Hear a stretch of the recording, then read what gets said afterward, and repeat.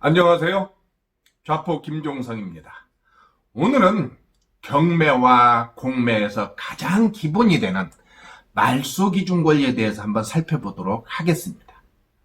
경매나 공매에서 한시도 빼놓을 수 없는 것이 말소기준 권리죠.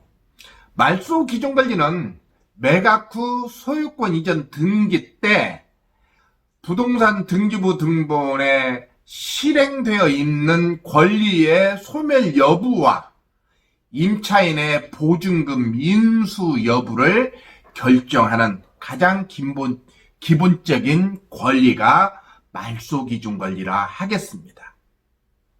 그 종류를 간단하게 살펴볼까요? 첫 번째 저당, 그 다음에 근저당, 또 압류, 가압류, 강제경매 개시결정, 담보 가등기, 그 다음에 건물 전체에 설정된 선순위 전세권으로서 전세권자가 경매 신청을 했다든지 아니면 후순위 권리자가 경매 신청을 했을 때 배당 요구를 할 때 전세권도 말소 기준 권리가 됩니다.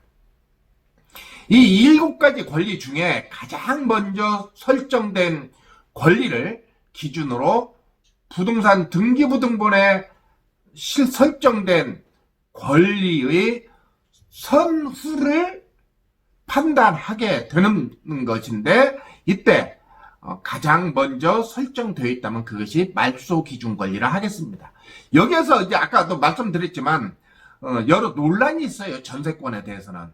전세권도 말소 기준 권리가 권리로 하느냐 아니면 말소 기준 권리가 아니냐, 이런 논란이 있는데, 그래서 여러분들이 책으로 공부할 때 약간 헷갈릴 수 있어요. 그런데 전세권이 말소 기준 권리가 되는 것은 아까 말씀드린 것처럼 건물 전체에 설정된 전세권으로서, 선순위 전세권으로서 전세권자가 경매를 신청했다든지 아니면 후순위 권리자가 경매를 신청했을 때 배당 요구를 했다면 전세권은 말소 기준 권리가 됩니다. 그래서 일반적으로는요, 집합 건물에서는 크게 의미를 둘 필요가 없지만 단독 건물일 때는 이 부분을 잘 체크해 봐야 됩니다. 경매 절차에서 말소 기준 권리는 권리 분석의 가장 기본이고 핵심이라는 거 우리가 꼭 염두에 두었으면 좋겠습니다. 제가 운영하고 있는 네이버 카페죠. 부동산 경매 더리치에서 얼마 전에 경매 기초반인 새싹반에서 이 말소 기준 권리를 수업을 했습니다.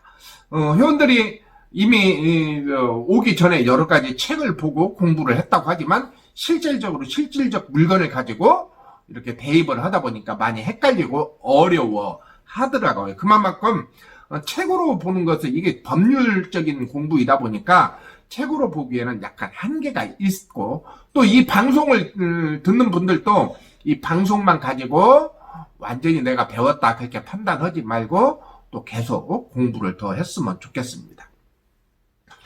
이것이 단순히 등기부 등본에서 나타난 권리만 분석하는 것이 아니라 임차인의 대응력까지 살펴봐야 하기 때문에 더 어려움이 있습니다.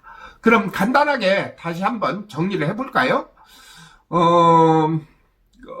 저당, 분저당, 압류, 가압류, 담보가등기, 경매 개시 결정, 그 다음에 건물 전체에 설정된 선순위 전세권으로서 전세권자가 배당 요구를 했다든지 아니 경매 신청을 했다든지 아니면 배당 요구를 했을 때 전세권도 말소 기준 권리가 된다. 이렇게 해서 이 7가지 권리가 말소 기준 권리가 되겠습니다. 이런 전세권을 이런 권리들보다 먼저 설정된 권리가 있다면 이런 권리는 우리가 경매나 공매로 낙찰을 받았다 하더라도 소유권 이전 등기 시 말소되지 않고 낙찰자한테 인수가 된다. 그렇게 이해를 하면 좋겠습니다. 그러다 보니 많은 사람들이 경매나 공매로 낙찰을 받고 잔금을 내지 않는 경매 사고가 많이 일어나고 있습니다. 우리 회원 중에 지난번 한번 방송에서도 말씀드렸지만 최채님이 계십니다. 우리 최채님은 공매로 낙찰을 받았는데요.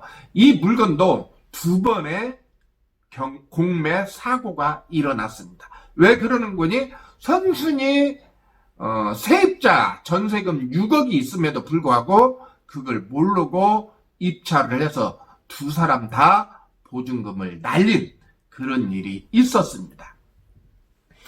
아무튼 이와는 반대로 말소기준 권리를 비롯하여 말소기준 권리보다 후순위로 설정된 권리는 그 권리 여하를 불문하고 매수인에게 인수되지 않고 모두 다 소멸한다, 그렇게 보면 되겠습니다. 물론 말소기준 권리보다 후순위 권리 중에 몇 가지는 소멸되지 않고 인수됩니다. 우리가 그것은 잘 알아야 되는데요. 예를 들어서 예고등기, 또 이미 청산전처를 받고 있는 가등기, 또 건물 철거 및 토지 인도 가처분 등은 후순위 권리라 하더라도 소멸되지 않고 인수됩니다. 물론 이것 중에 예고 등기 같은 경우에는 2011년도에 등기법이 바뀌면서 폐지되었어요. 그래서 아마 경매를 하는 동안에 앞으로는 예고 등기를 잘 볼 수 없을 겁니다. 그런데 이제 2011년 이전에 있었던 물건이 경매로 나온다면 아니면 공매로 나온다면 이 부분에 대한 것은 예의주시를 해야 되고 예고 등기가 있다면 입찰을 하면 안 되겠죠. 다음 기회에 예고 등기란 무엇인가 뭐 그런 것들에 대해서 한번 방송을 하겠는데, 간단히 예고 등기란 뭐냐면 간단히 말씀드리면 이 물건은 소유권에 의한 분쟁이 있는 물건이다, 그렇게 이해를 하면 되겠습니다. 오늘은 간단하게 이렇게 등기부 등본에 나타난 권리인 말소기준 권리에 대해서 이야기를 해봤고요. 다음에는 임차인에 대한 권리 분석에 대한 말소기준 권리와 관계에 대해서 이야기를 해보고, 그 다음에는 말소기준 권리 하나하나 권리에 대해서 살펴보도록 하겠습니다. 오늘은 여기까지 하겠습니다. 안녕히 계세요.